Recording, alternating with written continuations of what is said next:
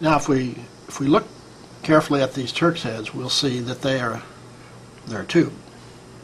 All Turk's heads are tubular knots tied with a single strand.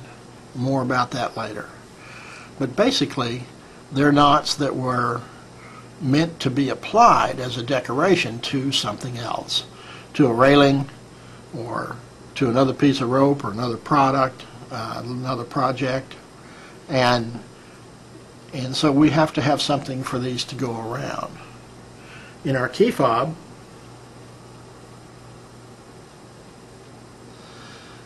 I took this tube and I slid it over a folded braid, didn't I? And then I tightened it down to a smaller form. And so let's take a look at some braids that we'll use in this application for these tubular knots. Like the Turk's head knots themselves, the braids, they originated with sailors also. I'm going to zoom in here just a little bit so we can see a little bit better. On a ship, they weren't called braids, they were called sennits, S-E-N-N-I-T, which means a long interlocking braided piece of cords. And this is a 4-strand braid. It's a common braid.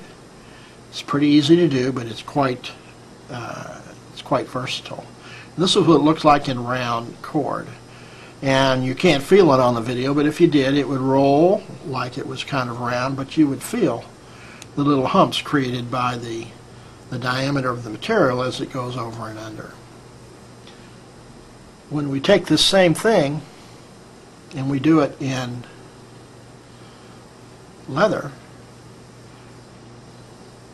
okay, we get the same braid, but it feels much more round, and that's due to the width of the leather lace that we're using. But it's a very handy braid, and it's the one I used in the key fob. If we look at the key fob here, I did the 4-strand braid and folded it over and put the Turk's head knots around it. So that was part of my design to use that braid. Another braid, again, a sennet for the sailor, a braid for the braider, the Western braider.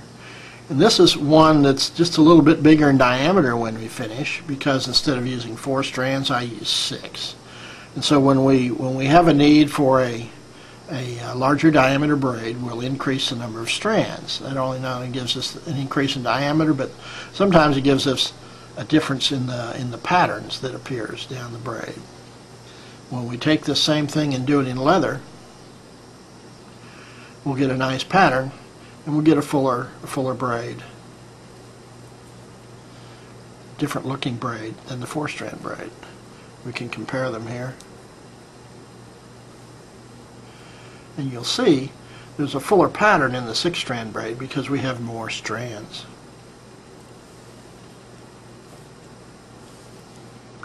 Let's compare them. So you can see the 6-strand braid on the left has a little fuller appearance because we have more strands than the 4-strand braid on the right. So it depends on how you want things to look in the project you're doing. The third braid we're going to consider in our program today is the 8-strand braid. And if you go to nautical knotting books, this will be listed under the 8-strand square sennet. And it was tied with 8 strands to specifically to get this square result. And it looked real good in braided projects. You have that nice set of V's, and it's quite square. Used in a lot of different applications on the ship for fancy rope work. When we take the same thing and we tie it with leather,